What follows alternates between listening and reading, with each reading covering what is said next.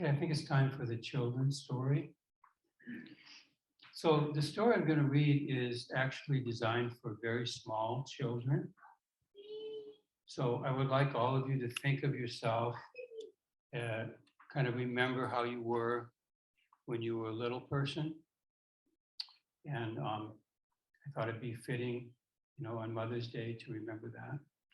Some of us were lucky enough to have loving mothers and have a secure attachment to our mothers. Some of us weren't so lucky, but those that weren't so lucky, maybe you can imagine what it would have been like if you're, as a little child, had that loving connection with your mother.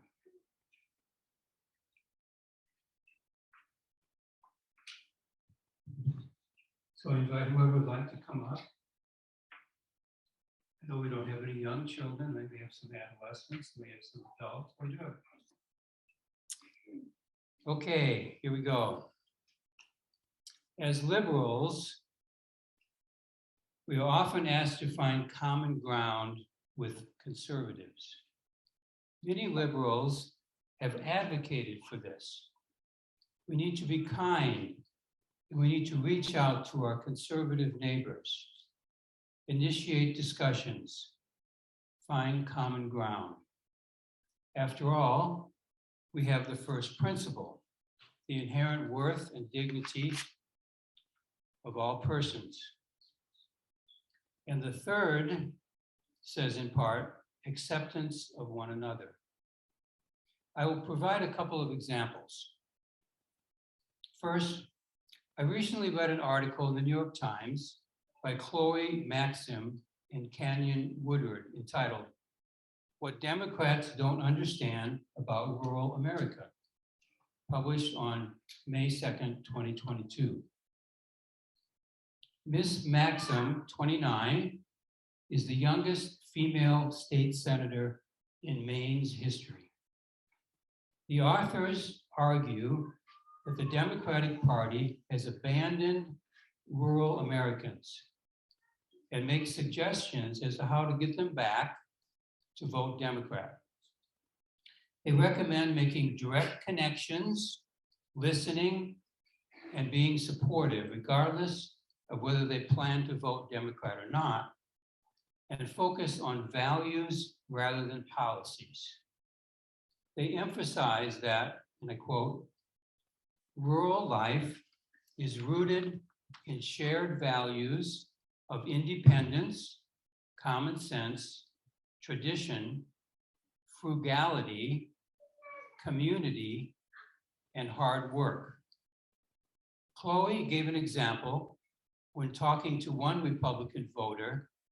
She agreed that people should be able to ride their snowmobiles and ATVs on protected lands because, and I quote, the left is too rigid, unquote, about those sorts of things. Then the citizen told her that she believed that undocumented immigrants should be separated from their kids. Chloe didn't agree with her on this issue, but she also didn't disagree, choosing to be quiet. Apparently, she chose not to alienate the citizen, instead hoping to find something else where they could find common ground. The authors also noted that it was a mistake to encourage voters to vote Democrat up and down the ticket, but to focus on getting them to vote for her, even if they voted for the Republicans for the others, for the other offices. For example, she was proud to convince a voter with a Trump bumper sticker to add her bumper sticker and agree to vote for her. Second example, J.D. Vance wrote the book called Hillbilly Elegy, published in 2016, a New York Times bestseller, to describe the struggles of the white working class. Liberals have been encouraged to read this book, to work hard at understanding how our white rural religious neighbors have suffered, have been left behind, and how they have become afraid of being left behind by people of color, by immigrants, by anyone who isn't like them. Mr. Vance, a Yale Law School graduate, was a never Trumper not too long ago. He called Trump America's Hitler and a moral disaster. But that was before he decided to run for Senate in Ohio. Seeking Trump's endorsement, he apologized for his earlier remarks and won Trump's endorsement. On May 2nd of this year, Trump shook his hand at a rally and called him J.D. Mandel, apparently confusing him with Josh Mandel, who was one of the people Vance ran against in the Republican primary that was not endorsed by Trump. J.D. Vance won the primary. Oddly, I have yet to hear a conservative encourage other conservatives to reach out to liberals, to listen to them, and to find common ground with them. To further underline the call for liberals to find common ground with conservatives, I will play a video clip of Mandy Patinkin, the famous actor in Princess Bride, and my favorite, Dead Like Me, a little TV show where he plays the supervisor of a motley crew of grim reapers, where he meets each morning at a pancake house and gives them Post-it notes with the addresses of people who are going to die that day. It's a really fun show. Patinkin recently starred in a documentary featuring Benjamin Franklin, which he refers to in this clip. And listen for the longest period of time while the others spoke, and he would wait for his turn, and then he would offer gold. He had patience, but most of all, as Ken just said, he had compromise. And he, when they signed the Declaration of Independence, they said it's July 4th. It was actually July 2nd, I learned. And there were 130 ships waiting to come into New York to attack, to end the dream of Franklin and his compatriots of America, to stop it. There were 300 ships in total, and all the king's men waiting for us. And where else have we just seen that image but in Ukraine, where the entire Russian army was circling this country to destroy it? And I went, where have I seen that picture before? I saw it in this documentary. I saw it in these books. This was the history of our country and of us.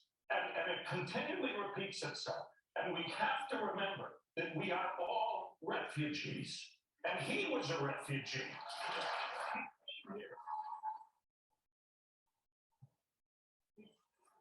We came here, no taxation without representation. I want a voice in my government. I want to be a part of the people. I want to have a business. I want to have a life. I want to say, I don't want to be a subject. And all of us, all of our ancestors came to this country for that dream. And we have to remember refugees who are suffering from conflict, climate change, COVID-19, all over the world, every day. This is a problem that will never go away. And we have to fight for not losing the ability to listen to our uncles, brothers, sisters, friends, cousins who are on the polar opposite side of our belief system. And we have to find the patience to hear what they're saying and why they're saying what they're saying. They are our fellow citizens and they are our family. They are the fabric of America as we are. And we will not have our democracy, our republic. We will not be able to keep it if we do not find a way to appreciate each other with grace. Now, ever since the election, there's been a lot of quite a passionate speech. He does seem to forget that we aren't all refugees. I don't think indigenous people are refugees. I don't think that descendants of slaves or refugees. I might also mention that Patinkin, whatever his name, what is it? Patinkin is a liberal. And although he is asking for everyone to listen to each other, we can, I believe, be assured that he is talking to a liberal audience. And as I mentioned before, I've yet to hear a conservative encourage other conservatives to reach out to liberals to find common ground. Justice Alito, in his draft decision, argues that abolishing Roe doesn't open the door to abolishing other rights, such as same-sex marriage, because abortion destroys, quote, potential life, or, quote, an unborn human being, depending on your belief. And none of the other rights, quote, involve the critical moral question posed by abortion. I'm not an attorney, but it seems to me that he is basing his decision on his particular form of morality. He doesn't even bring up the problem that Roe struggled with, that is, how to balance the right of a woman to her personhood, to the control over her body, with whatever right the state might have to intervene. Apparently, that doesn't reach the level of a moral question. In response to the Alito draft, Dr. Roxanne Gay, a contributing opinion writer in the New York Times, published a guest essay entitled "It's Time to Rage" on May 3rd of this year. In responding to the recent leak from the Supreme Court threatening to roll back Roe, she stated, and I quote, "This decision is opening the door for social progress and civil rights to be systematically dismantled on the most absurd of pretexts. And this is not a theoretical threat. We are already seeing how several states are trying to legislate trans people out of existence, with laws banning gender-affirming healthcare for children. And in Missouri, a proposed law could extend that denial to adults. I do not know where this retraction of civil rights will end, but I do know it will go down as a milestone in a decades-long conservative campaign to force a country of 330 million people to abide by a bigoted set of ideologies. This movement seeks to rule by hollow theocracy, despite our constitutional separation of church and state. The people behind this campaign do not represent the majority of this country, and they know it. So they consistently try to undermine the democratic process. They attack voting rights, gerrymander voting districts, and shove unpopular legislation through so that they can live in a world of their choosing and hoard as much power and wealth as possible. Until the Democrats stop lounging in the middle of the political aisle where no one is coming to meet them, nothing will change, unquote. In the book of Revelations, chapter 3, verse 14 to 16, it states, "To the angel of the church in Laodicea write, these are the words of the Amen, the faithful and the witness and the true witness, the ruler of God's creation.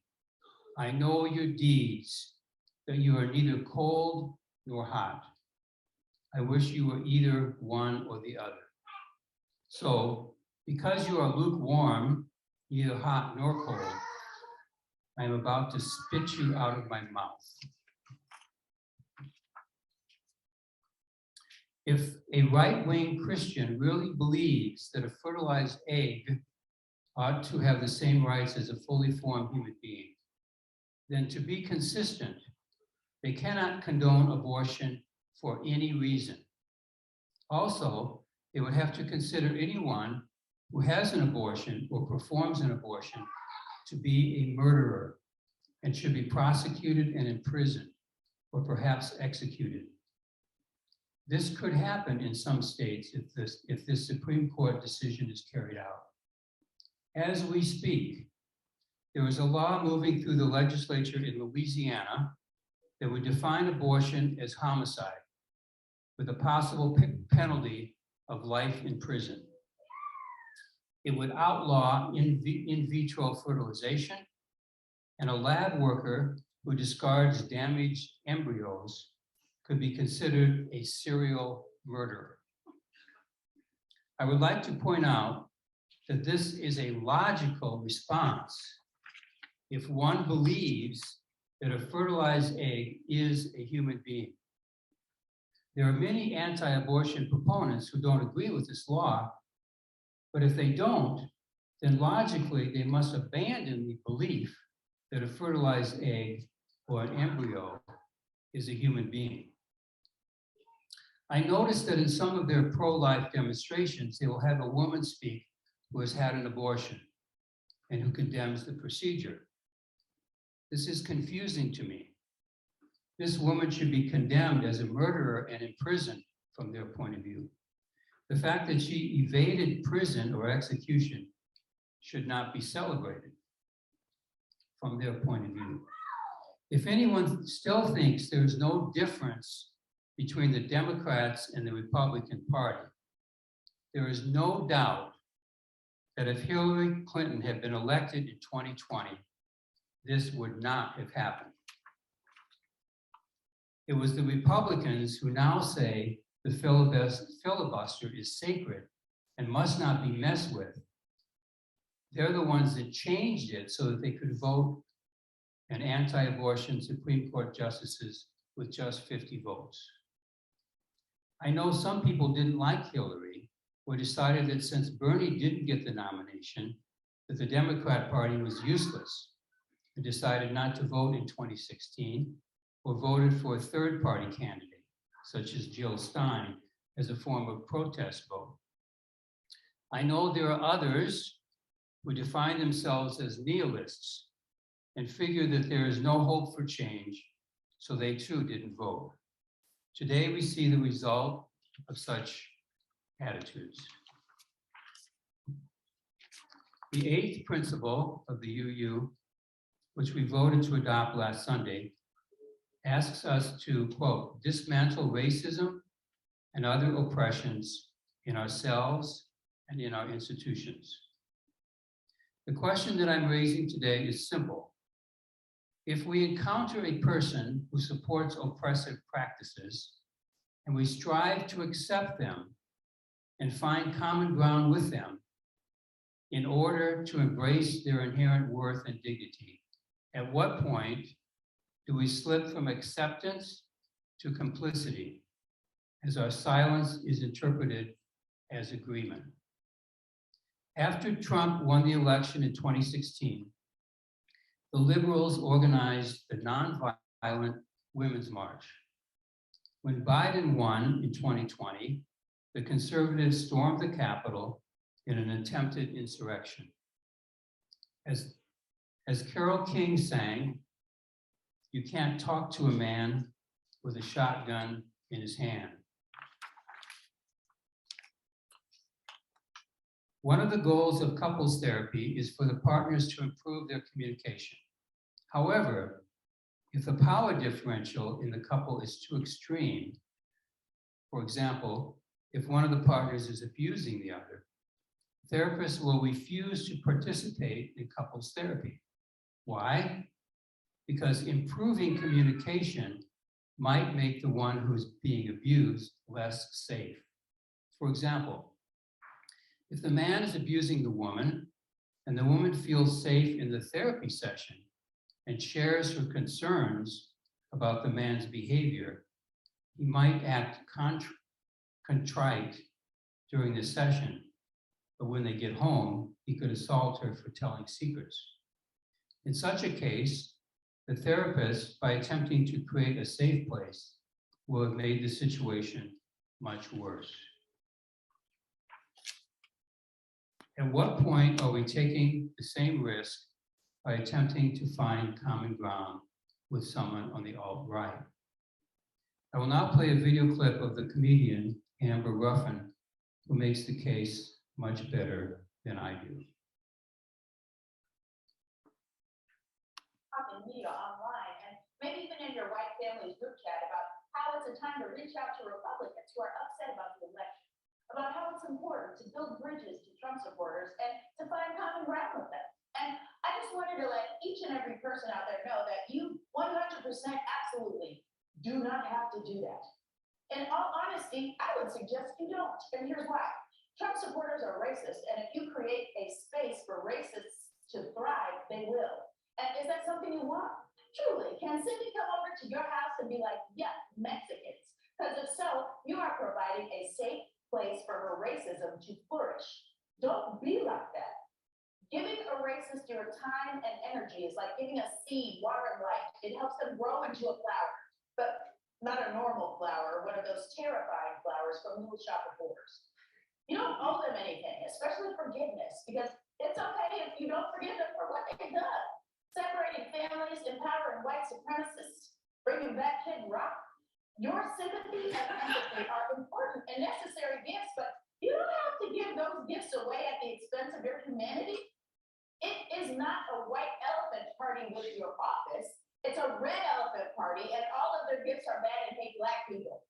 So if you needed someone to tell you this, here goes. You do not have to go to their weddings, and you do not have to invite them to yours. Your uncle isn't weird. Weird uncles have eye patches and tell ghost stories. Your uncle is a racist. And if he has an eye patch, you have a weird uncle who is also a racist. And whenever we can have Thanksgiving together again, you don't have to go.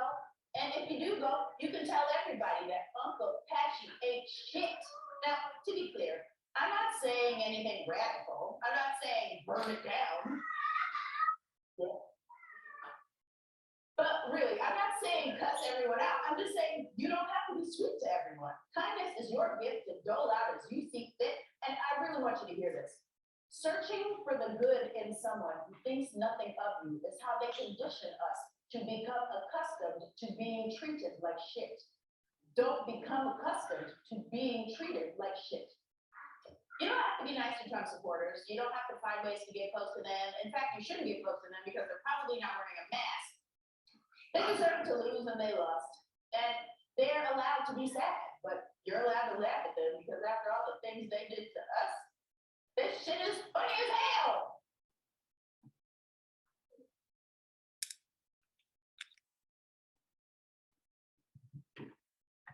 Okay.